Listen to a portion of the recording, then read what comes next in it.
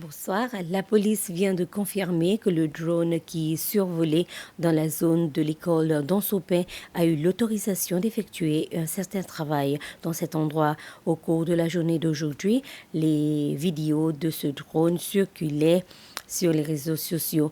La police a été déployée sur le lieu et a mené une fouille dans la voiture de la personne qui contrôlait ce drone. Ses papiers étaient en ordre. Fermeture des services douaniers de la section des fret de l'aéroport international des Seychelles aujourd'hui. En effet, le personnel du siège d'Air Seychelles a évacué le point de rassemblement après qu'un employé ait senti quelque chose de brûler vers 8h30 du matin. Certains membres du personnel présentaient également des symptômes de sensation d'irritation au niveau de leur peau et ainsi que des difficultés respiratoires.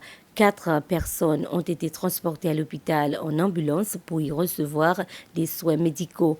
Les pompiers mènent toujours des enquêtes pour confirmer s'il s'agit bien du même gaz qui ont affecté les écoles comme était le cas ces derniers jours. La Commission des revenus des Seychelles, la SRC, affirme que les services douaniers de la section du fret de l'aéroport international reprendront ses activités normales demain.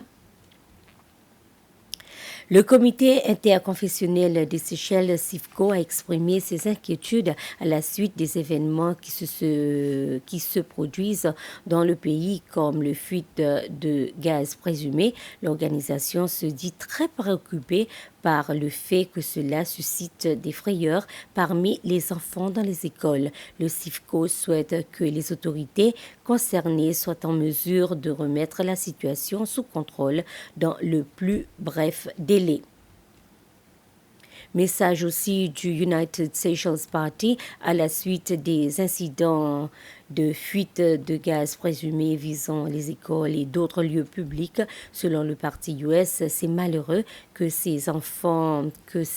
des enfants qui soient délibérément pris pour cible. Il a dit que cet acte irresponsable de sabotage constitue non seulement une menace immédiate pour la santé et le bien-être des individus, mais il affecte également la stabilité globale des Seychelles ainsi que son industrie touristique. US exige que les autorités des Seychelles prennent des mesures immédiates et décisives pour traduire en justice les responsables de ces actes.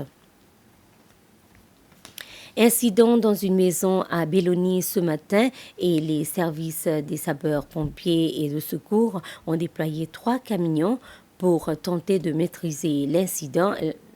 La police indique dans un communiqué de presse avoir arrêté et détenu une jeune fille de 24 ans en tant que suspect de cet incident.